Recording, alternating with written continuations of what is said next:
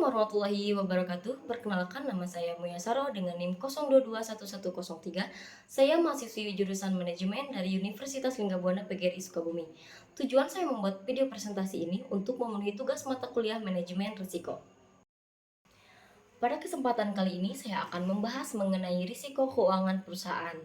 Dan materi yang akan saya bahas di sini diantaranya yang pertama ada pengertian tentang risiko keuangan itu sendiri, yang kedua ada pembagian, yang ketiga ada risiko aspek keuangan, yang keempat ada alasan mengelola risiko keuangan, dan yang kelima ada strategi mengelola keuangan. Baik, langsung ke pembahasan materi yang pertama mengenai pengertian risiko keuangan. Risiko keuangan merupakan potensi kerugian yang dapat diukur dengan uang yang timbul akibat perubahan harga mata uang, tingkat bunga, komoditas, dan juga ekuitas. Risiko ini sering disebut dengan risiko pasar karena berkaitan dengan fluktuasi di pasar keuangan. Adapun pengertian menurut Prickham dan Houston yang dikutip oleh Dermawan tahun 2015, risiko keuangan ini adalah tambahan risiko bagi pemegang saham biasa yang diakibatkan oleh penggunaan leverage keuangan. Leverage keuangan ini sendiri mengacu pada penggunaan dana yang dipinjam untuk meningkatkan potensi pengembalian investasi. Lanjut ke pembahasan yang kedua mengenai pembagian risiko keuangan. Risiko keuangan dapat dibagi berdasarkan jangka waktu. Yang pertama, risiko jangka pendek. Risiko jangka pendek ini terjadi dalam periode waktu yang singkat, seringkali kurang dari 1 tahun. Contohnya, ada fluktuasi harga saham harian, perubahan suku bunga yang cepat, kejadian tak terduga seperti krisis pasar. Yang kedua, ada risiko jangka panjang. Risiko jangka panjang ini berkaitan dengan perubahan fundamental dalam kondisi ekonomi dan juga keuangan yang mempengaruhi investasi dalam jangka waktu yang lebih lama, biasanya lebih dari 1 tahun. Contohnya, ada inflasi, resesi ekonomi, perubahan regulasi pemerintah, dan juga tren demografis yang mempengaruhi pasar dalam beberapa tahun ke depan. Pembahasan yang ketiga mengenai risiko aspek keuangan. Yang pertama di sini ada biaya produksi yang berlebihan. Biaya produksi yang berlebihan adalah kondisi di mana biaya yang dikeluarkan untuk menghasilkan produk atau layanan lebih tinggi daripada yang seharusnya, mengurangi keuntungan dan juga daya saing perusahaan. Yang kedua ada biaya overhead yang tinggi. Biaya overhead yang tinggi adalah biaya tidak langsung yang besar yang diperlukan untuk menjalankan operasional perusahaan. Biaya ini tidak terkait langsung dengan produksi barang atau jasa, tetapi diperlukan untuk mendukung operasional. Yang ketiga, ada hutang. Hutang adalah kewajiban finansial yang harus dibayar oleh individu ataupun perusahaan kepada pihak lain, biasanya berupa uang yang dipinjam.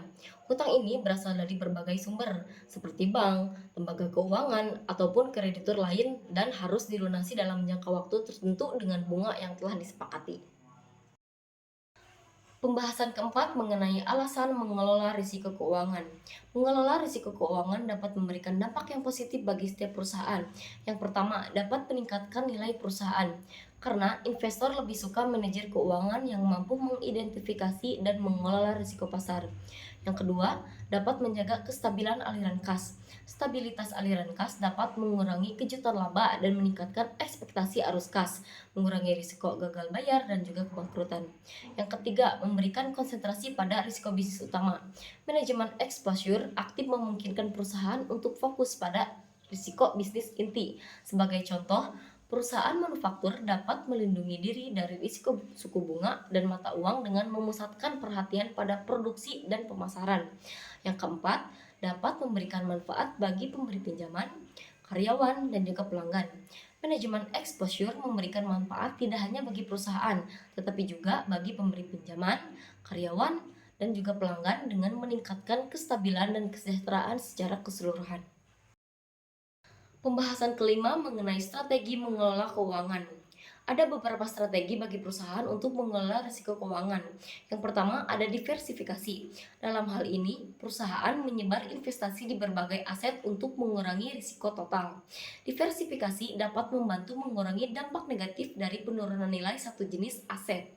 Yang kedua, lindung nilai atau hedging. Dalam hal ini, perusahaan menggunakan instrumen keuangan seperti kontrak berjangka atau opsi untuk melindungi diri dari fluktuasi harga dan nilai tukar. Yang ketiga, ada manajemen leverage. Dalam hal ini, perusahaan harus mampu mengelola penggunaan leverage dengan hati-hati untuk memastikan bahwa manfaat potensial lebih besar daripada risiko tambahan yang diambil. Yang terakhir, Ada analisis dan pemantauan. Perusahaan harus terus memantau kondisi pasar dan ekonomi untuk mengidentifikasi risiko potensial lebih awal dan mengambil tindakan yang diperlukan untuk mengelolanya. Baik, yang terakhir di sini ada kesimpulan dari keseluruhan pembahasan, yaitu risiko keuangan perusahaan dapat terjadi dan tidak dapat dihindari, namun dapat dikelola dengan strategi yang tepat. Mengelola risiko keuangan sangat penting bagi setiap organisasi untuk memastikan kelangsungan operasional yang stabil, melindungi nilai keuangan, dan mencapai tujuan keuangan jangka panjang.